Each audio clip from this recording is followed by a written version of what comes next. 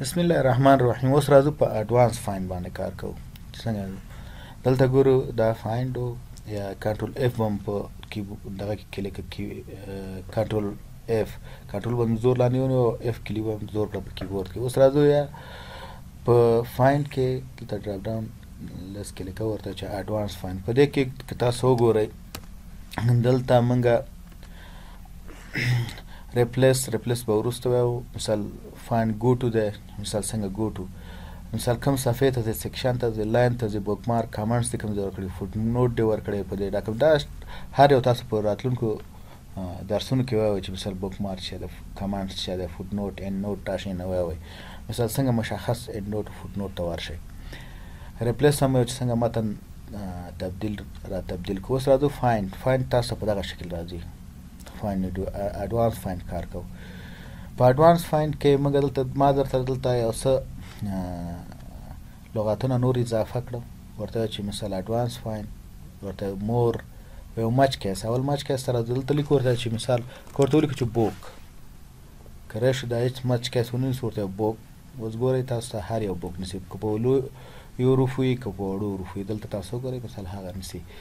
که ورته چې نه دلته ورسره مچ کیس ونیسو ورته چې په وړو حروفو هم دلته لیکلی دی نو موږ ته به په وړو حروفو نیسي، په غټو حروفو نه نیسي. او که چېرته دلته په غټو حروفو لیکلی وي تورو باندې نو بیا که فایند وکړو موږ ته په غټو تورو باندې نیسي. دلته راځو نو ته چې فایند نیکسټ ګوره په غټو تورو باندې نیسي. بل راځو دلته وایي چې فایند هول ورډ. دلته موږ لیکلی چې فیلډ ورک.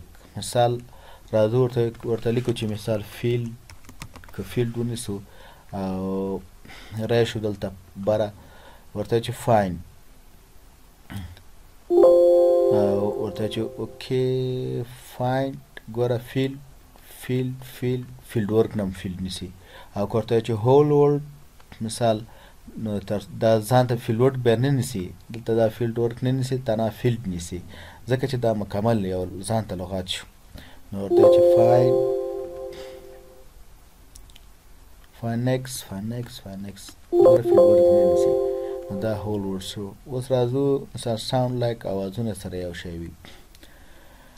مثال کار موږ په کې لیکلی دی او کار هم په سی لیکلی دی مثال په دې شکل سره. ورته تر نیسو چې مثال کار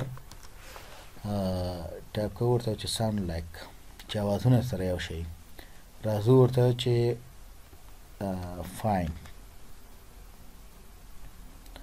فایند نیکس ګوره په کې باندې چې لیکل شوی هغه نیسي، په سی باندې چې لیکل شوی هغه نیسي. تاسو کولی شئ چې دا نور دا مثال حمزه پاسه الف حمزه ولري دا ولري دا په دې باندې په خپله کار وکړئ. وګورئ چې مثال په دري او عربي او پښتو ټکسونو کې دې باندې کار کوي. کله چې لیز کې لیکو بیرته به وړوکی شي، که مور کې لیکو بیرته به دا لوی شي. نو دې ته وایي چې اډوانس فایندینګ. څنګه تاسو یو لغت پیدا کوئ اډوانس فایند باندې په مختلفو حالاتونو کې چې اوازونه سره یو شی وي، مکمل لغات وي مثال، او مثال بل د حروفو د نګاه نه تاسو یو لغات یا پاراګراف پیدا کړئ چې په غټو حروفو لیکل شوی که په وړو کې لیکل شوی. که چېرته مو دا ویډیو خوښه وي نو زموږ چینل سبسکرایب کړئ، دا ویډیو لایک کړئ او د بیل آیکون کلیک ترڅو تاسو د نوي ویډیو څخه باخبره اوسئ.